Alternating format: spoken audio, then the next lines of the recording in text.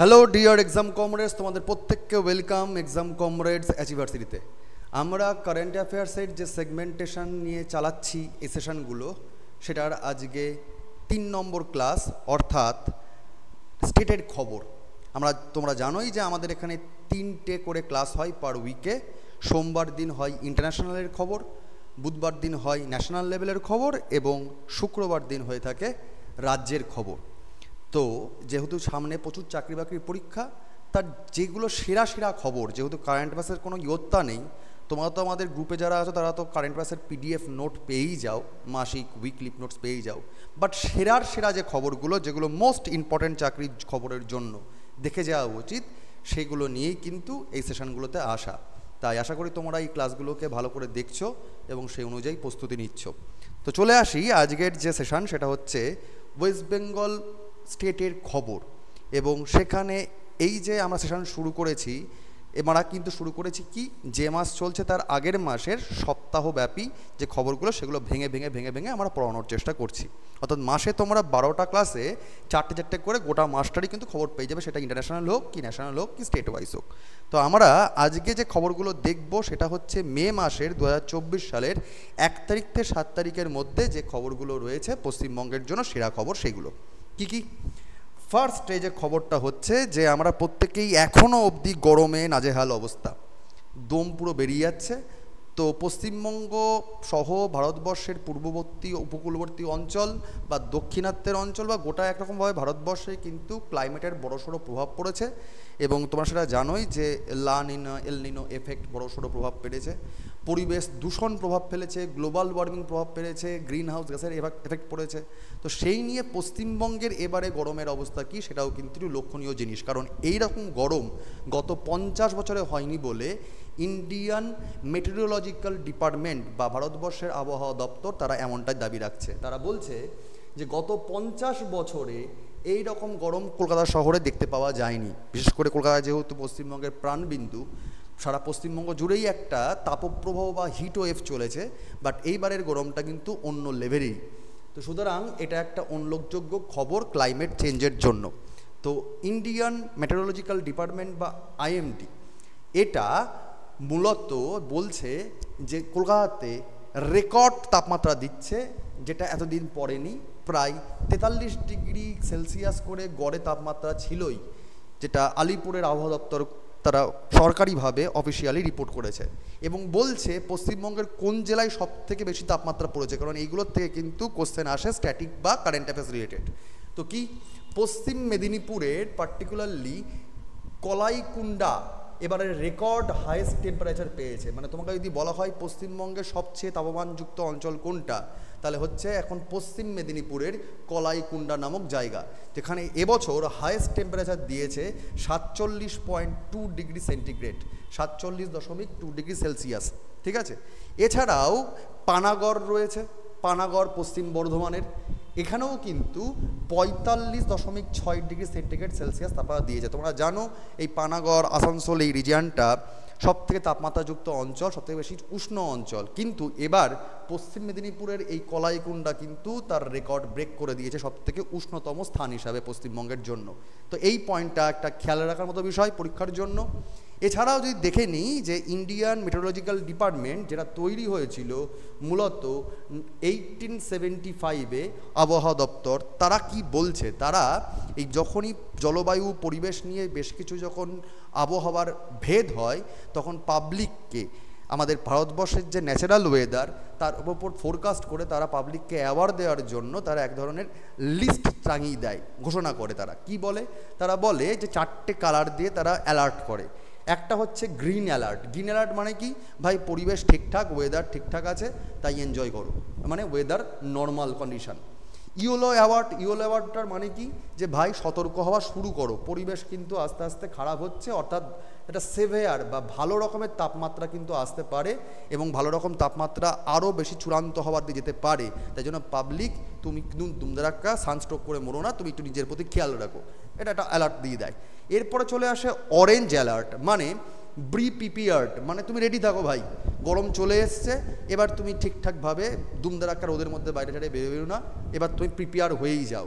আর red alert মানে অতিরিক্ত গরম পড়েই গেছে, যেটা এখানকার যে সাধারণ গরম হওয়া উচিত তার বেশিই চলে যাচ্ছে। তো রেড অ্যালার্ট মানে হচ্ছে শুধু গরমের জন্য নয়, ঝড় বৃষ্টির ক্ষেত্রে যখন রেড অ্যালার্ট জারি করে দেয় মানে জোরালো সতর্কবার্তা যে অবস্থা খুব খারাপ, নিজে থেকে যতখানি পারো আড়ালে আবডালে রেখে প্রকৃতির হাত থেকে বাঁচার চেষ্টা করো।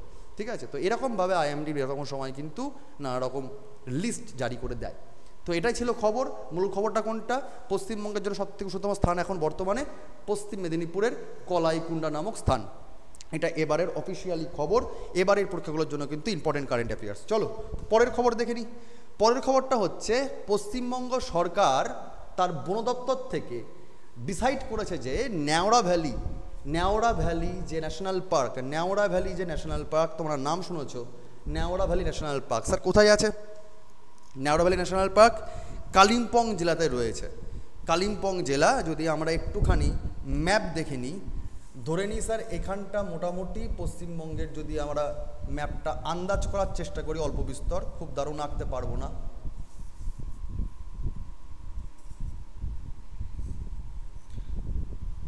যদি মোটামুটি বই দেখে নিই যে স্যার এটা পশ্চিমবঙ্গের ম্যাপ, তাহলে স্যার আমরা জানি এরকম জায়গা করে স্যার দার্জিলিং ডিস্ট্রিক্ট রয়েছে, দার্জিলিং জেলা। আর এই দিকে স্যার কি রয়েছে? নেপাল। স্যার ওপরের দিকে কি রয়েছে স্যার? সিকিম। আর এখানে ভুটান রয়েছে। এইখানটা স্যার রয়েছে Kalimpong.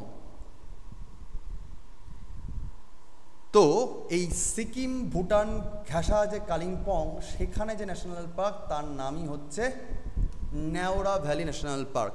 Neora valley national park. তো ন্যাওড়া ভ্যালি ন্যাশনাল পার্কের সঙ্গে যে পয়েন্টগুলো মনে রাখতে হবে, ভ্যালি থাকা মানেই স্যার উপত্যকা অঞ্চল, তার মানে স্যার এখানে রিভার সিস্টেম আছে কি?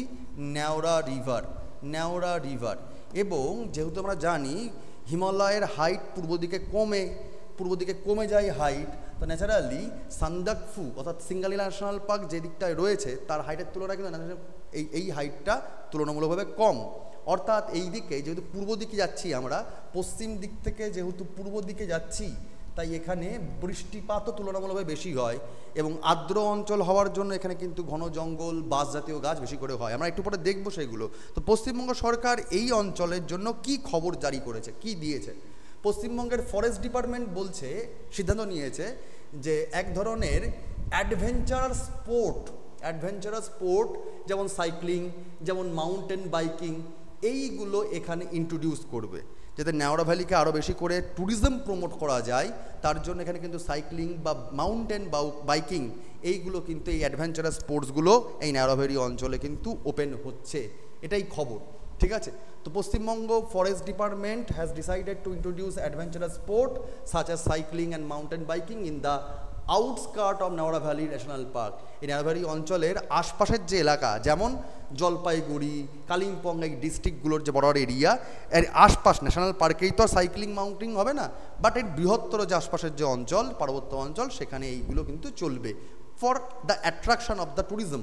ঠিক আছে, two attract more tourist and adventure enthusiastic for this region. ঠিক আছে, তো ন্যাওড়া ভ্যালি ন্যাশনাল পার্ক সঙ্গে যদি দেখে নিই জিকের পোর্শনগুলো কী কী, পশ্চিমবঙ্গের খবর যেহেতু বলা হচ্ছে জিকে পোর্শন দেখে নেওয়া উচিত।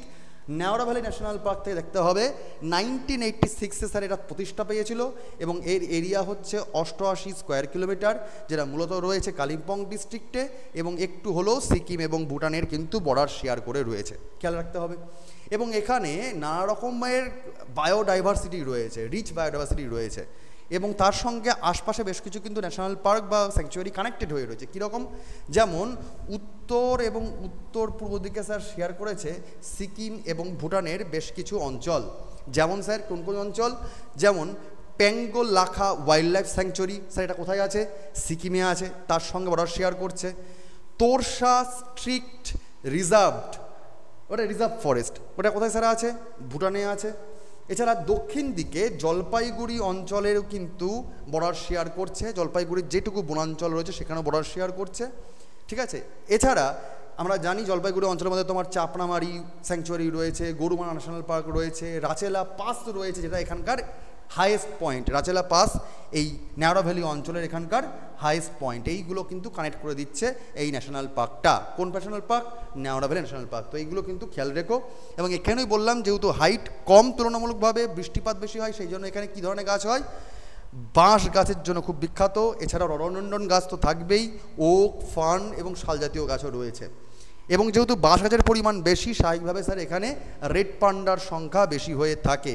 এছাড়াও স্যার এখানে হিমালয়ান থার, হিমালয়ান ব্ল্যাক বিয়ার, সাম্বার বা বার্কিং যে হরিণ, ঠিক আছে, সেরো বা গোরাল টাইপের কিন্তু প্রাণীও দেখতে পাওয়া যায়। অল্প বিস্তর ঢোল বা এশিয়ান ওয়াইল্ড ডগ দেখতে পাওয়া যায় এবং লেপার্ডও দেখতে পাওয়া যায়, আর গাউর বা বাইসন দেখতে পাওয়া যায় এইসব ন্যাশনাল পার্কের মধ্যে। তো খবর ছিল কি, এখানে অ্যাডভেঞ্চারাস স্পোর্ট চালু হচ্ছে, সাইক্লিং বা মাউন্টেন বাইকিং। তো খেয়াল রেখো এটা। পরেরটা চলে আসি, পরের খবর নিয়ে, সেটা হচ্ছে প্রভাজিকা আনন্দপর্ণা প্রমা। তিনি এই তুমি দেখতেই পাচ্ছ, ঠিক আছে, ইনি সারদা মঠ, শ্রী সারদা মঠ, যেটা রামকৃষ্ণ মিশনেরই একটি পার্ট, সারদা মিশনের, তার তিনি হেড ছিলেন। তিনি 97 এজে গিয়ে তার সম্প্রতি পরলোক গমন হলো, তিনি ইহলোক ত্যাগ করেছেন। তো আমাদের ভারতবর্ষের শিক্ষা বিস্তারের জন্য তার যথেষ্ট বড় ভূমিকা রয়েছে। তার এই সাম্প্রতিক প্রয়াণে প্রধানমন্ত্রী উল্লেখ করেছেন যে প্রভাজিকা আনন্দপ্রণা কি করেছেন, যে তিনি তার বিভিন্ন রকম যে ন্যাশনাল কাজকর্ম করছেন সামাজিক উন্নয়ন করার জন্য, এছাড়াও তার যে আধ্যাত্মিক গুরুত্ব রয়েছে মানুষের মধ্যে, সেটা অনস্বীকার্য। এবং সব মিলিয়ে তিনি ওম্যান এম্পাওয়ারমেন্টের ওপর কাজ করছেন, যেটা কিন্তু খুবই উল্লেখযোগ্য বিষয়।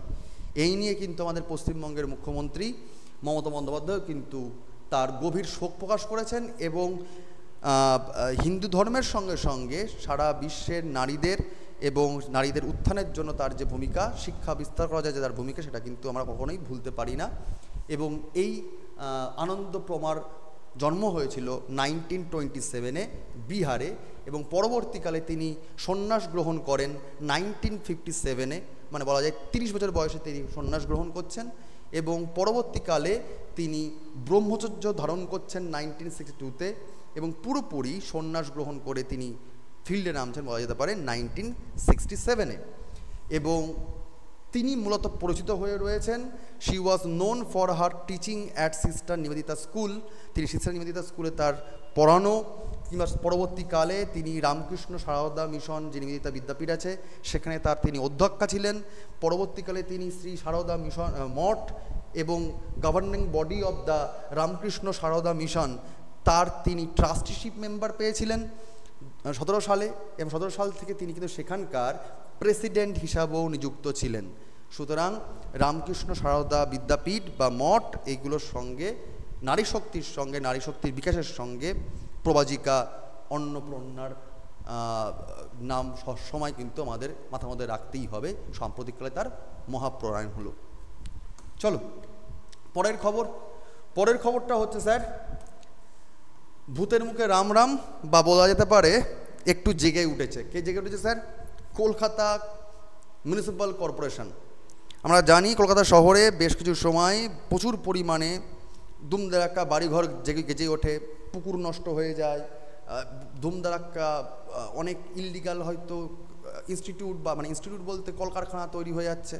তো সাম্প্রতিককালে কেএমসির তরফ থেকে জানানো হয়েছে যে এই ধরনের যেগুলো পরিবেশ নষ্ট করছে যেসব সংস্থা বা যেসব বাড়িঘরের কাজকর্ম আবর্জনা, সেইগুলোর ওপর কিন্তু পাবলিককে এবার তারা ফাইন চার্জ করবে, তারা কড়া স্টেপ নিচ্ছে।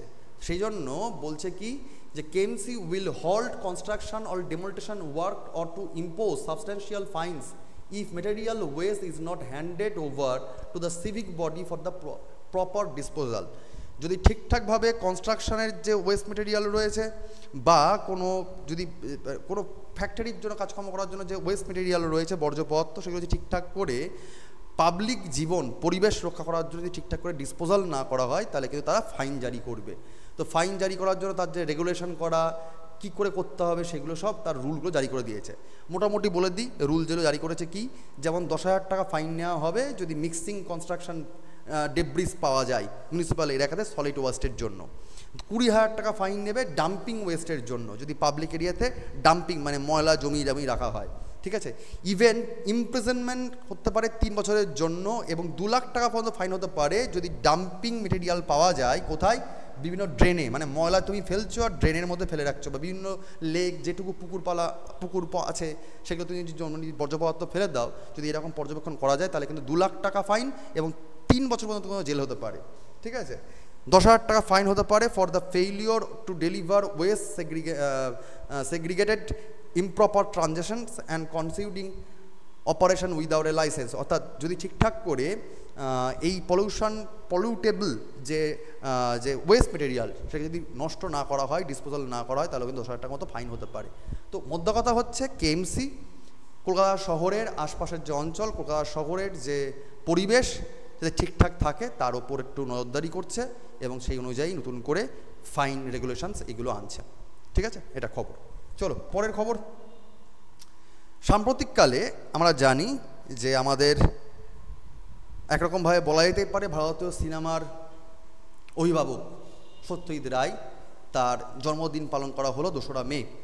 সত্যজিৎ রায়ের জন্মদিন পালন উপলক্ষে কলকাতা শহরে সাম্প্রতিককালে খবরেও আসা গেছে যে এটাই, যে মহান চিত্র পরিচালক, গল্প লেখক, চিত্রনাট্যকার, আর কি বলা যায়, সঙ্গীত পরিচালক, সমস্ত রকম তার সাথে যাই, আর্ট ডিরেক্টর, চিত্রশিল্পী, সমস্ত কিছু যাই। তো এই ব্যক্তির যাওয়া সারা জীবনে যাবতীয় যা যা কর্মকাণ্ড রয়েছে সেগুলোকে নিয়ে একটা মিউজিয়াম খোলা হবে কলকাতা শহরে, যেখানে তার সমস্ত রকমের যে শৈলী রয়েছে সেই শৈলীগুলোকে সেগমেন্ট করে করে রাখা হবে। সত্যজিৎ রায়ের নামে একটি মিউজিয়াম খোলার কথা কিন্তু এইবারে উত্তোলন করা হচ্ছে, মিউজিয়াম করার কথা বলা হচ্ছে। তো মনে রেখো, এই সত্যজিৎ রায়ের এবারে তোমরা কমেন্টে জানিয়ে দাও যে কততম জন্ম শতবার্ষিকী ছিল এবছর সত্যজিৎ রায়ের। পরীক্ষায় কিন্তু কোশ্চেনটা আসে বিভিন্নবার। তো এবছর 2024 সালে সত্যজিৎ রায়ের কততম জন্মশতবার্ষিকী গেছে সেটা তোমরা কমেন্টে জানিয়ে দিও। এবং এই ফাঁকেই বলে দিই, এই পিডিএফ ক্লাসের যদি তোমরা পেতে চাও, তোমরা জানো যে আমরা পাসওয়ার্ড দিই, রেগুলার ক্লাস না করলে পাওয়া যায় না। যারা রেগুলার ক্লাস করবে তারাই কিন্তু সেই পাসওয়ার্ড জেনে তোমরা পিডিএফ ভাঙিয়ে নিতে পারো, কারণ তোমাদের গ্রুপে দিয়ে দেওয়া হয়। তো এবারের আজকের যে পিডিএফ সেটা হচ্ছে এইটি।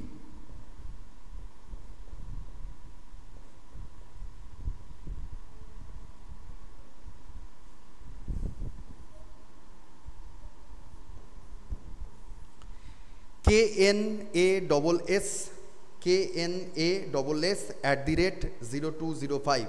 আবার বলে দিচ্ছি, KNASS@0205। এই পাসওয়ার্ড দিয়ে তোমরা কিন্তু পিডিএফটা ওপেন করতে পারবে, যখন তোমরা পিডিএফ গ্রুপে দিয়ে দেওয়া হবে। আর যারা ক্লাস করছো তারা রেগুলার ঠিকঠাক করে ক্লাস করো, তার কারণ শুধুমাত্র পিডিএফ পেয়ে কিন্তু পড়াশোনা এগোই না। মোস্ট ইম্পর্টেন্ট পয়েন্টগুলো কেন বলছি তার অ্যানালিসিসগুলোর জন্য কিন্তু ক্লাসে বলা, নাহলে তো আমার ক্লাস নেওয়ার কোনো মানেই হয় না। কারণ আজকে কারেন্ট অ্যাফেয়ার্স রিসোর্স প্রচুর আছে, তাই না? আর আমরা তো এমনিও পিডিএফ দিয়ে দিই, মেটেরিয়াল দিই। তাহলে তুমি কোনগুলো স্যার পড়বো, কোনগুলো পড়বো না, এই যে অ্যানালিসিসগুলোর জন্য তো লাইভ ক্লাস নেওয়া, তো সেটার জন্য কিন্তু তোমরা অবশ্যই ক্লাসে জয়েন করো এবং এই পাসওয়ার্ডগুলো দেওয়া, তার জন্য যাতে তোমাদের পড়াশোনায় মনটা বসে এবং নিজেদের প্রতি সংযম বেড়ে তোমরা কিন্তু পরীক্ষায় পাস করতে পারো, সেই উদ্দেশ্যেই করা।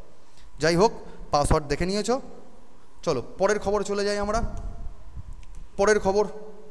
পরের খবরটা হচ্ছে, স্যার দার্জিলিং ঘুরতে গেছো কিন্তু মিরিকের নাম শোনোনি, এটা হয়নি। দেখবে অনেকেই হয়তো পোস্টার দিয়ে রেখে দিয়েছো ফেসবুকের প্রোফাইল পিকচারে, আই লাভ মিরিক জোরপোখরির সাইড দিয়ে একদিক দিয়ে একটা রাস্তা দার্জিলিং যাওয়ার। সেই মিরিক নিয়ে কি খবর স্যার এসছে? এই মিরিকের একটি মিরিক লেক আছে, মিরিক সৌমেন্দু লেক বলা হয়। এই মিরিক লেক, এটার জন্য এটা স্যার ইম্পর্টেন্ট। সৌমেন্দু লেক ঘুরতে যাওয়া হয়, পাশেই জোরপোখরি লেকটেকল রয়েছে। এই যে অঞ্চলটা সেটা কিন্তু আজকের জন্য বিখ্যাত নয়। একটা কালে এখানে স্যার ব্রিটিশদের সময় পোলো খেলা হতো। এর আশপাশ দিয়ে যেটুকু মাঠঘাট ছিল সেখান দিয়ে ব্রিটিশ অফিসাররা সেখানে পোলো খেলতো, ঠিক আছে? এবং এই অঞ্চলটাতে এক ধরনের ওই হয় না নিচু জায়গা বলে এক ধরনের কি হয়, ওই মানে শাক যেমন পাওয়া যায়, শাকসবজি পাওয়া যায়, সেরকমই পাহাড়ি শাকসবজি পাওয়া যেত।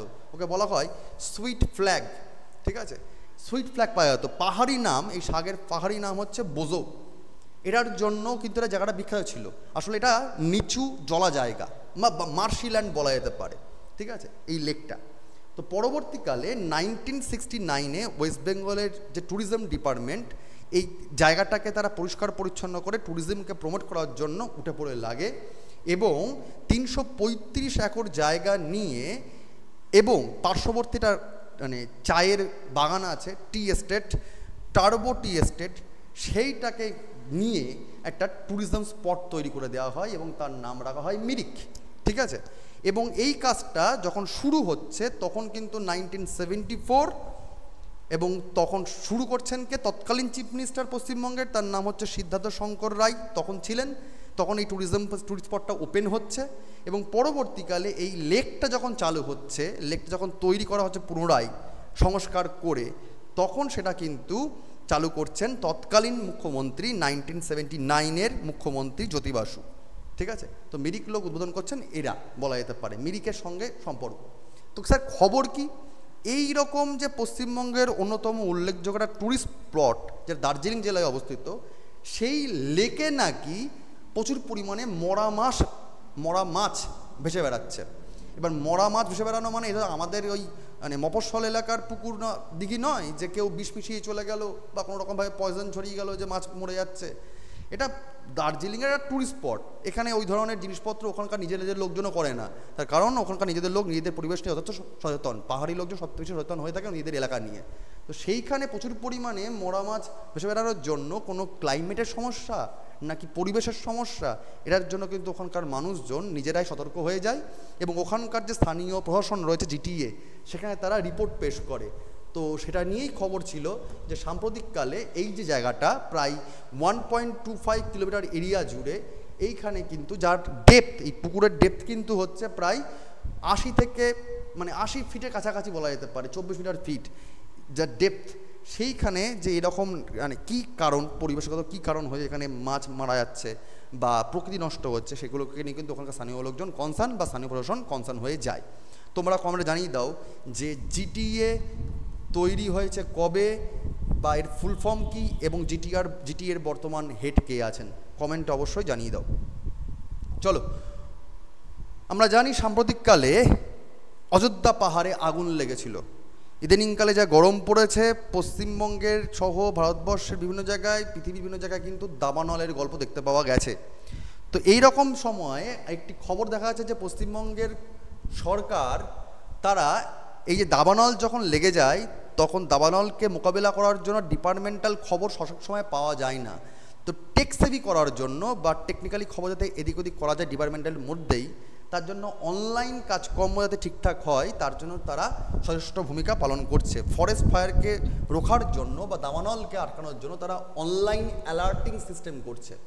ঠিক আছে, তো এটার জন্য ফরেস্ট সার্ভে অফ ইন্ডিয়া বা শর্ট ফর্ম হচ্ছে FSI, তারা পাওয়ারফুল স্যাটেলাইট ব্যবহার করছে যাতে যে অঞ্চলে আগুন লাগছে তার যাতে ইমেজ সঙ্গে সঙ্গে পাওয়া যায় এবং পার্টিকুলার ফায়ার ডিপার্টমেন্ট বা বন দপ্তরকে যাতে খবর দেওয়া যাতে সেই অঞ্চলের যাতে আগুন যাতে না ছড়াতে পারে বা বনজ সম্পদ বা প্রাণীর জন্য কোনো ক্ষতি না হয়ে যায়, সেই জন্য তারা চেষ্টা চরিত্র করছে এবং তার জন্য তারা নানা রকম প্রোগ্রাম আনছেন।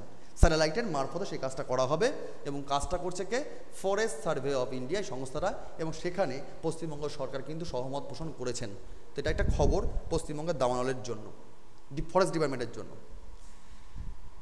নেক্সট খবর সেটা হচ্ছে শিলা কি জওয়ানি।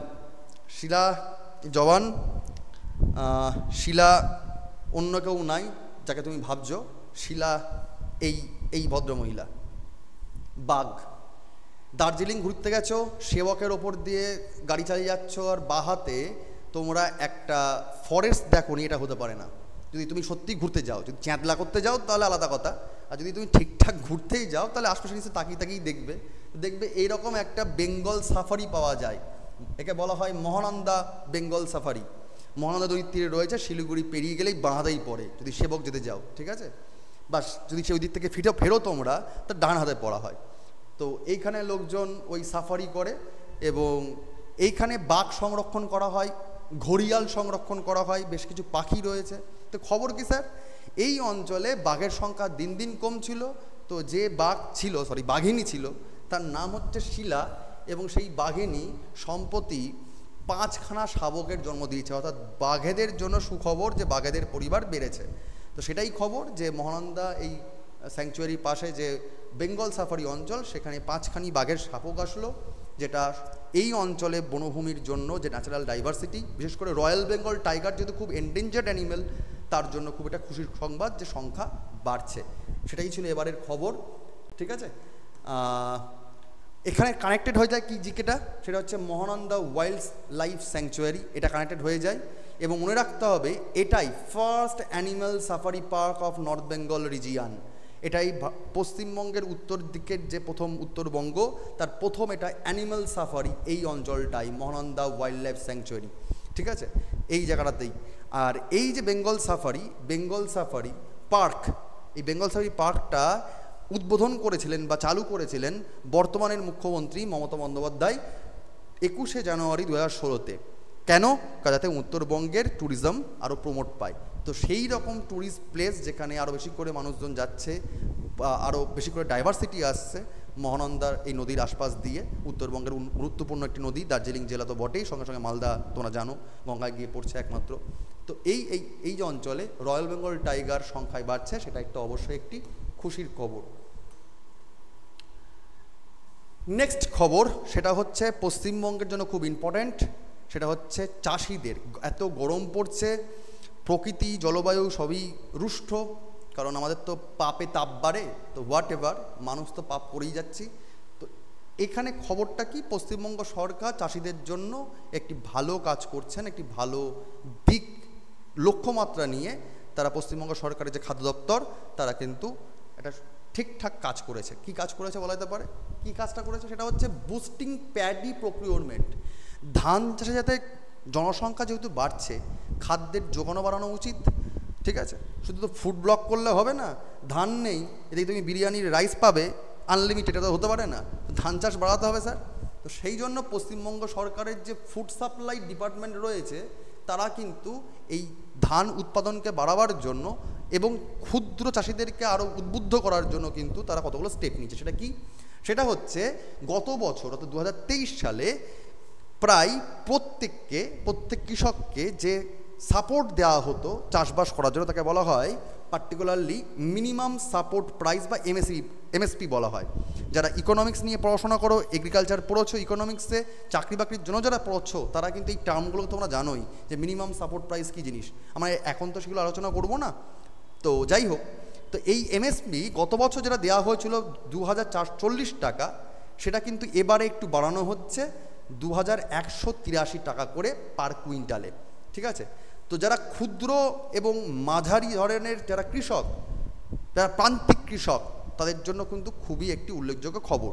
তাহলে কিসের মারফত এই স্কিমটা, কিসের মারফতে পাবে? বিখ্যাত একটি স্কিম, সেটা হচ্ছে কৃষক বন্ধু স্কিম।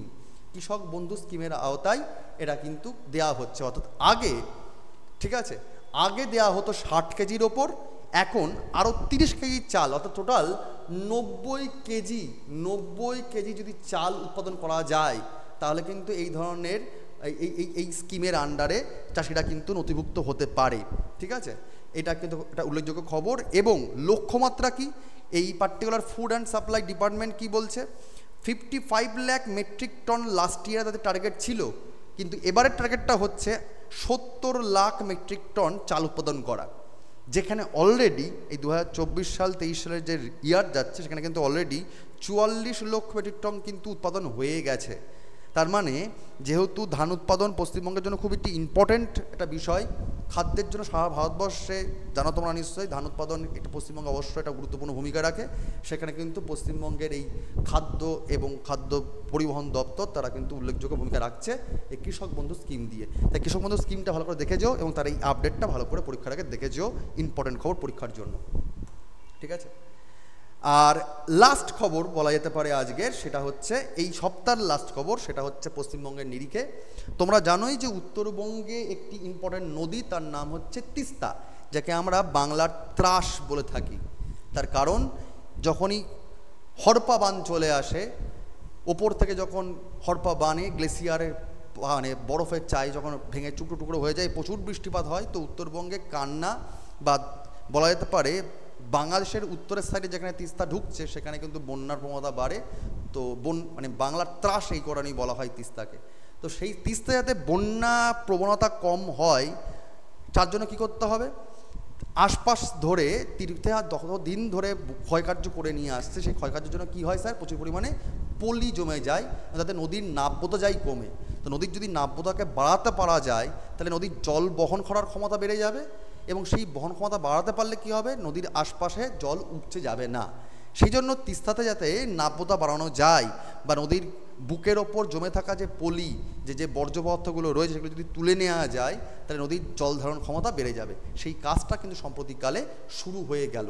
এটাই হচ্ছে স্যার খবর কি বলছে, খবর বলছে রিজলভিং ড্রিঙ্কিং ওয়াটার ডাস, যেহেতু উত্তরবঙ্গের জল যেটা খাওয়ার জল, পানীয় জল, সেটাও যাতে আরও বেশি করে সাপ্লাই করা যায়, নদীর নাব্যতা বাড়ানো যেতে পারে, যদি জল ধারণ ক্ষমতা বাড়ানো যেতে পারে কোন নদী, তিস্তা নদী, তার জন্য কিন্তু সচেষ্ট হওয়া শুরু করছে। এবং যেহেতু তোমরা জানোই এই সাম্প্রতিককালে ইলেকশন চলছিল, বিশেষ করে এটা যখন আমি মে মাসের খবর বলছি, মে মাস জুড়ে তো পুরোটা ইলেকশন চলেছে, তো সেই নিরিখে বলছে যে ইলেকশন কমিশন অফ ইন্ডিয়া তখন কিন্তু তার দায়িত্বে থাকে, ইলেকশন কমিশন অফ ইন্ডিয়া কিন্তু পারমিট দিয়েছিল কোন দপ্তরকে, পার্টিকুলার ইরিগেশন অ্যান্ড ওয়াটারওয়েজ ডিপার্টমেন্টকে দিয়েছিল, যাতে এই তিস্তা নদীর ওপর ডিসেলটেশন অর্থাৎ এই নদীর নাব্যতা বাড়ানোর বা নদীর ভেতর থেকে যে পলিগুলোকে উত্তোলন করা বা বর্জ্যপদার্থ উত্তোলন করার কাজ কিন্তু তাদের দায়িত্ব দিয়েছিল, যেটা শুরু হয়েছিল 10ই মে থেকে শুরু হবে বলে বলা হয়েছিল।